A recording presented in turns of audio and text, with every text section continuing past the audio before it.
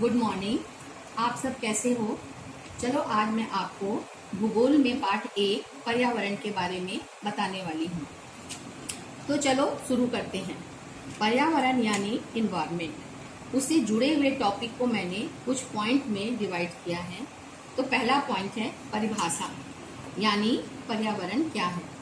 दूसरा है पर्यावरण के घटक, अर्थात पर्यावरण के कौन कौन से पार्ट हैं।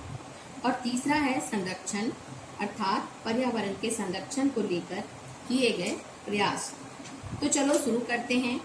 इसको सबसे पहले देखते हैं परिभाषा को। पर्यावरण दो शब्दों से मिलकर बना है, परि धन आवरण। परि से मतलब है पृथ्वी, और पृथ्वी के चारों ओर घिरे हुए आवरण है। ये संपूर्ण भाग मिलकर निर्माण करता है पर्यावरण का। पृथ्वी पर पाए जाने वाले भूमि, जल, वायु, पेड़ पौधों एवं जीव जंतुओं का समूह जो हमारे चारों ओर है, सामूहिक रूप से पर्यावरण है। पर्यावरण हमारे जीवन का मूल आधार है। यह हमें सांस लेने के लिए हवा, पीने के लिए जल, खाने के लिए भोजन एवं रहने के लिए भूमि प्रदान करता है। तो चलो अब पर्यावरण के घटक के बारे में जानते हैं। पर्यावरण के मुख्य रूप से दो घटक हैं। पहला जीवीय, दूसरा अजीवीय। सजीव प्राणियों का संसार जैसे कि पेड़ पौधे, पशु, ये सब जीवीय घटक में आते हैं। निर्जीव पदार्थों का संसार जैसे कि वायु, जल, स्थल, ये सब अजीवीय घटक में आते हैं। अभी हम पर्यावरण को और 3 घटकों में विभाजित कर सकते हैं, जैसे कि प्राकृतिक पर्यावरण, मानव निर्मित और मानव। मानव भी पर्यावरण का मुख्य घटक है। चलो फिर प्राकृतिक पर्यावरण के बारे में समझते हैं।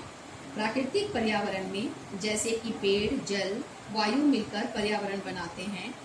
अब हम इनके संबंध में कुछ और तथ्यों की जानकारी प्राप्त करते हैं। प्राकृतिक पर्यावरण को 4 भागों में बांटा गया है। पहला वायुमंडल। अब वायुमंडल क्या है? पृथ्वी के चारों ओर फैली वायु की पहली परत को वायुमंडल कहते हैं। इसमें कई प्रकार की गैसें, धूलकण एवं जलवाष्प उपस्थित रहते हैं। वायुमंडल में परिवर्तन होने से मौसम एवं जलवायु में परिवर्तन होता है। दूसरा जलमंडल। जलमंडल क्या है? जल के क्षेत्र को जलमंडल कहते हैं। यह जल के विभिन्न स्रोतों जैसे नदी, झील, समुद्र, महासागर आदि जैसे विभिन्न जलाशयों से मिलकर बनता है। यह सभी प्राणियों के लिए आवश्यक है।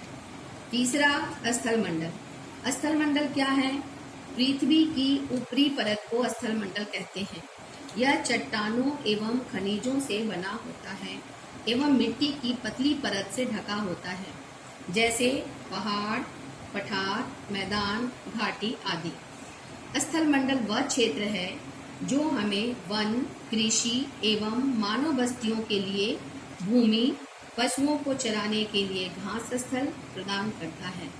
यह खनिज संपदा का भी एक स्रोत है। चौथा जैवमंडल। जैवमंडल क्या है? पादप एवं जीव जंतु मिलकर जैवमंडल का निर्माण करते हैं। यह पृथ्वी का वह संकीर्ण क्षेत्र है जहाँ स्थल, जल एवं वायु मिलकर जीवन को संभव बनाते हैं। अब जैवमंडल को अगर देखना है तो हम इस चित्र को देखते हैं। ये चित्र हमें बताता है कि स्थल क्षेत्र, वायु क्षेत्र और जल क्षेत्र जिस एरिया में मिलते हैं, अर्थात वह क्षेत्र जहाँ पर तीनों उपलब्ध हो, वह जैव क्षेत्र कहलाता है। अर्थात उसी क्षेत्र में है जीवन की संभावना। ये सर्व क्षेत्र मतलब वायु क्षेत्र, जल क्षेत्र, स्थल क्षेत्र और जैव क्षेत्र एक दूसरे के ऊपर आश्रित होते हैं। उसको पारितंत्र कहते हैं। अब मानव निर्मित घटक के बारे में बताते हैं। मानव अपने पर्यावरण के साथ पारस्परिक क्रिया करता है और उसमें अपनी आवश्यकता के अनुसार परिवर्तन करता है।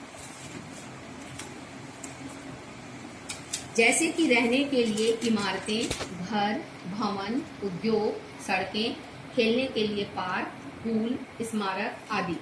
धीरे धीरे मानव ने पर्यावरण के उपयोग और उसमें परिवर्तन करने के कई तरीके सीख लिए।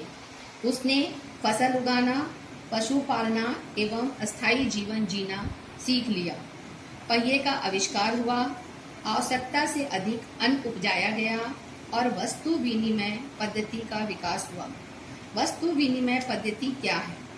यह वस्तुओं की अदला बदली का व्यापार है जिसमें धन का प्रयोग नहीं होता है।